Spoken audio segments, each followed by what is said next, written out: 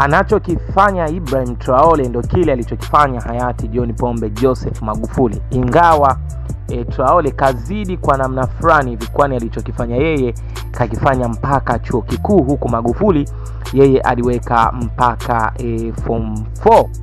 Unaambiwa katika hatua ya kihistoria rais wa Burkina Faso Ibrahim Traore ametangaza elimu bure kwa wananchi wote kuanzia chekechea hadi chuo kikuu.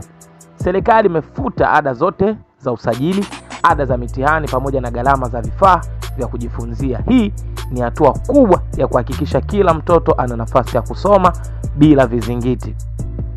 Zaidi ya elimu, serikali pia imepanga kutoa makazi ya bure kwa wanafunzi wa vyuo vikuu na kuhakikishia chakula cha kutosha angalau milo miwili kwa siku.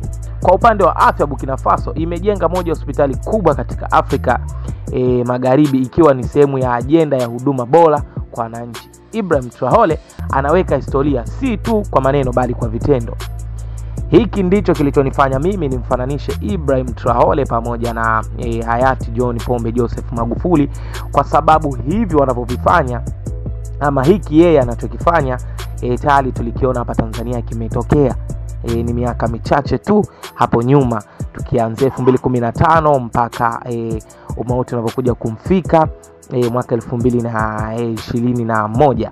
So bana, tunaona hiki anachokifanya Traore wengi wanamkubali, lakini pia kuna wachache wanaompinga. Tukiangalia jana tuliweza kushuhudia maandamano ambayo yalikuwa viral sana kwenye mitandao ya kijamii, yakionyesha jinsi gani watu kwa Ufaransa wanaandamana kumpinga, na nilikuwekea hiyo story hapo chini, unaweza ukaicheck kwa ajili ya kuweza kujifunza vitu vingi sana. Mimi namfananisha Traore na Dr.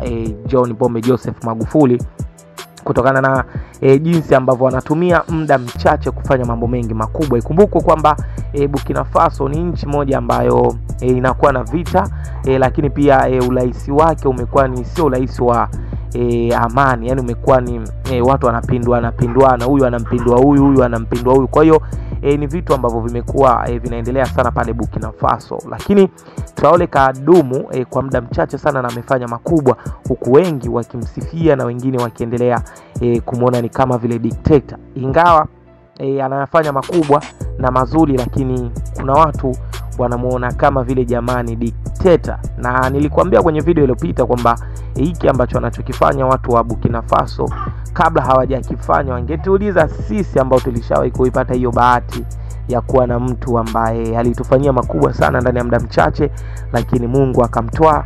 Basi leo hii kila mtu anazungumza lake, anamzungumzia kwa aina yake. So bana, hongera kwake Ibrahim Traore, anaonyesha ni jinsi gani ambavyo nchi kama nchi inaweza ikajisimamia. Tukumbuke kwamba amepiga marufuku, lakini pia amefuta mikataba ambayo haina msingi. Kwa mfano kukopa, yani masuala ya kwenda ya International Monetary Fund, masuala ya mikopo World Bank, yeye hizo issue hazitaki. Anaamini kwamba nchi inaweza ikajisimamia yenyewe. Na tukumbuke kwamba hata Dr. John Pombe Magufuli na yeye aliamini kwamba nchi inaweza ikajiendesha yenyewe bila kutegemea mikopo, na tuliona hivyo alivifanya. Na yeye pia Dr. John Pombe Magufuli alikuwa sio mtu wa mikopo, masuala ya kukopa, no. Aliamini kwamba nchi kupitia rasilimali zake, lakini pia kutumia kile kitu ambacho Mungu ameibariki hiyo nchi, basi ina uwezo wa kufika mbali sana. So hii ni update tu kutoka huko Burkina Faso ambayo inahusu